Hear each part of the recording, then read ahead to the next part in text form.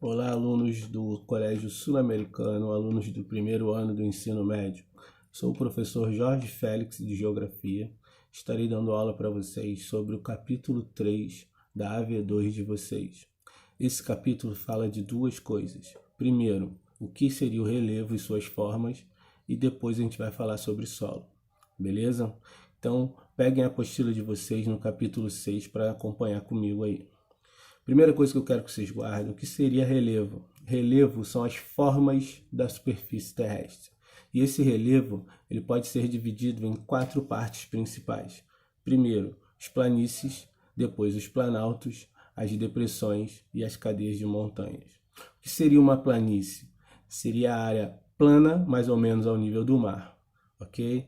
Os planaltos, o nome está dizendo, plano alto, então seriam as áreas mais ou menos planas, só que de elevada altitude. As cadeias de montanhas são as áreas mais altas com topos irregulares. E as depressões podem ser divididas em duas, as depressões absolutas e as depressões relativas. As depressões absolutas são as áreas abaixo do nível do mar. Então, qualquer área abaixo do nível do mar é considerada uma depressão absoluta. E a depressão relativa depende das áreas vizinhas. Então, são as áreas mais baixas em relação às regiões vizinhas. Então, se tiver duas áreas altas e uma mais baixa no meio, é uma depressão relativa. Beleza? Depois a gente vai ver aqui os agentes formadores e modeladores desse relevo, que são divididos de duas formas: os agentes internos e os agentes externos. Agentes internos é que agem no interior do nosso planeta, principalmente o vulcanismo e o tectonismo, né, os terremotos. E os agentes externos são os agentes que estão atuando de forma externa na modelação desse relevo, como a ação da água, do vento e assim vai.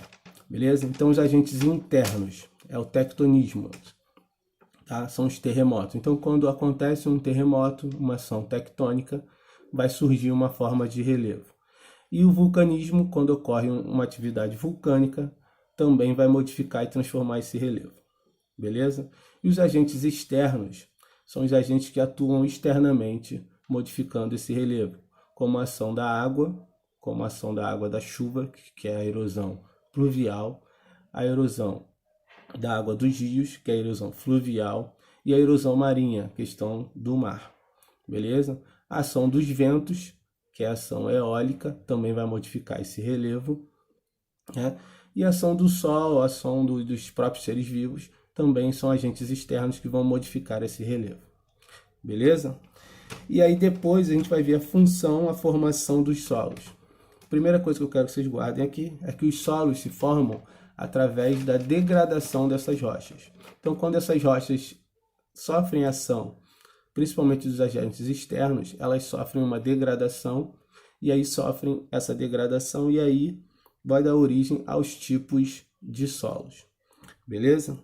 Esses solos, eles são formados por camadas. Essas camadas são o que a gente chama de horizontes do solo. Então, de acordo com a idade do solo, ele vai sofrendo cada vez mais degradação e vai dar origem a novas camadas. Essas camadas são os horizontes do solo. Ok?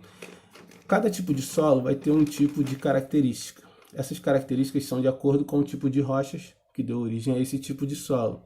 E essas características são principalmente a textura, a profundidade e a fertilidade. Então, cada tipo de solo vai ter uma fertilidade, um tipo de fertilidade, vai ter um tipo de profundidade, que é a camada, vai ter um tipo de textura.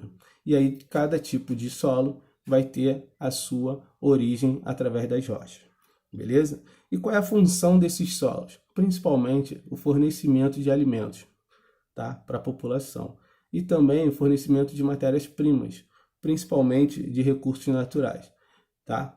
E esses solos, como nós vimos, para a gente fechar, eles sofrem um intenso desgaste nos últimos anos, tá? Principalmente com a agricultura inadequada. Hoje, a população está cada vez maior, então o consumo de alimentos é cada vez maior, a agricultura tem que produzir cada vez mais, e de forma inadequada, não dando descanso ao solo. Então, essa agricultura inadequada está degradando esses solos.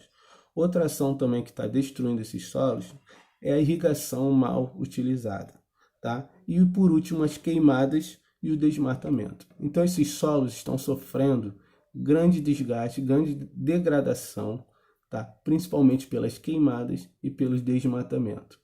Beleza?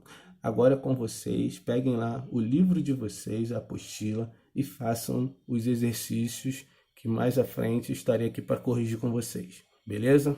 Tchau, tchau.